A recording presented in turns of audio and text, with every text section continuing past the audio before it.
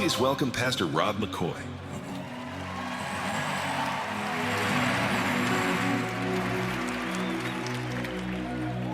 Good morning, everybody.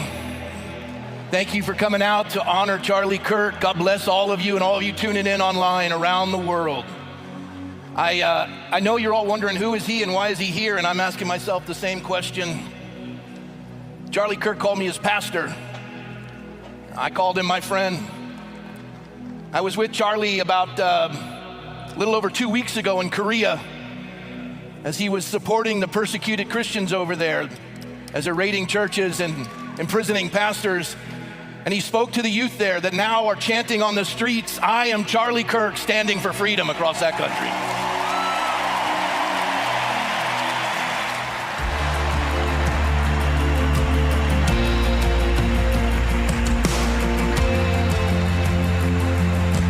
I'll tell you that one of the last messages I had with him was just a few days before his passing, where he wrote me from overseas, "I'm in South Korea. I have many concerns I want to share with you when I get back." Ladies and gentlemen, the Vice President of the United States of America, J.D. Vance.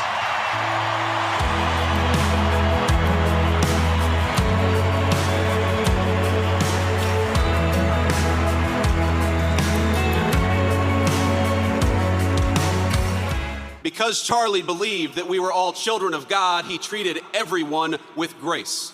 And that is perhaps the enduring legacy of Charlie Kirk. You know, I was telling somebody backstage that I always felt a little uncomfortable talking about my faith in public, as much as I loved the Lord and as much as it was an important part of my life.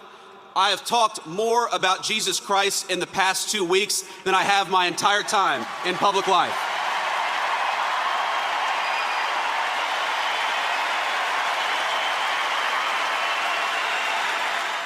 And that is an undeniable legacy of the great Charlie Kirk. You know, he loved God.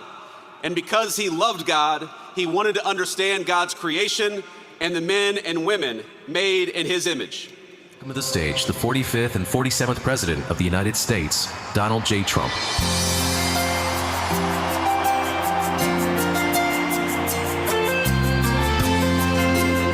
But what was even more important to Charlie than politics and service was the choice he made in the 5th grade, which he called the most important decision of his life, to become a Christian and a follower of his Savior, Jesus Christ.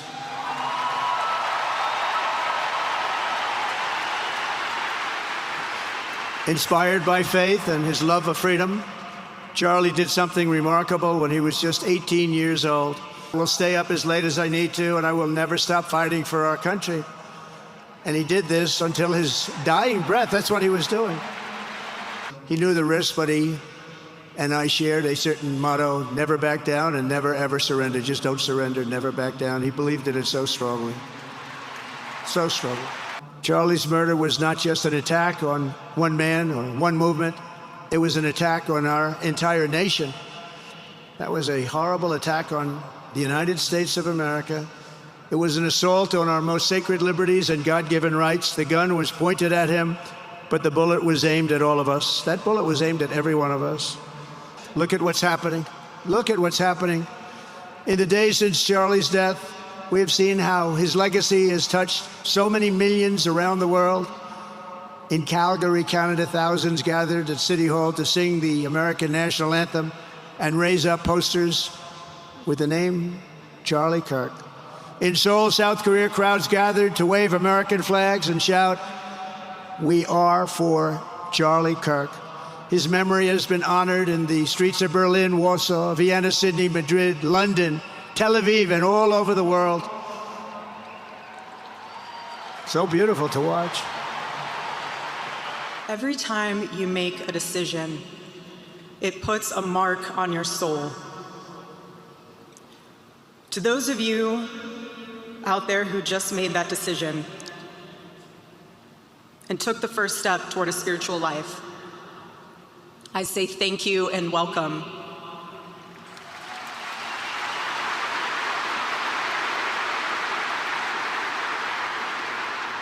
One day I hope you look back and realize it was the most important decision of your life, because it is. All of you who are already believers, it is your job to shepherd these people Do not take that lightly.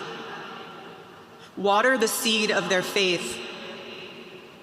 Protect it and help it grow. My husband, Charlie, he wanted to save young men just like the one who took his life.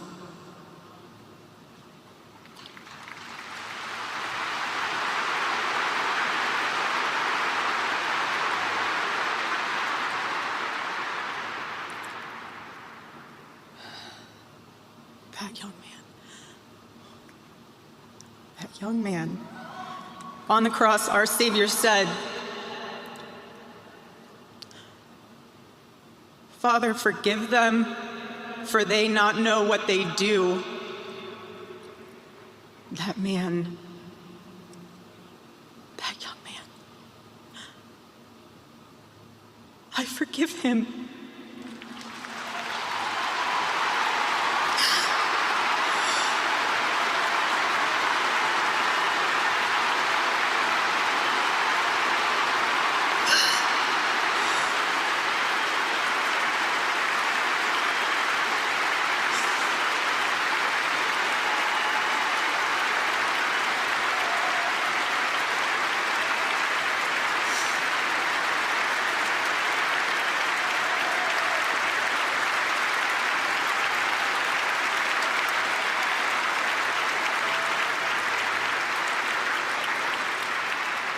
I forgive him because it was what Christ did and is what Charlie would do. The answer to hate is not hate. The answer we know from the gospel is love, and always love. Love for our enemies and love for those who persecute us.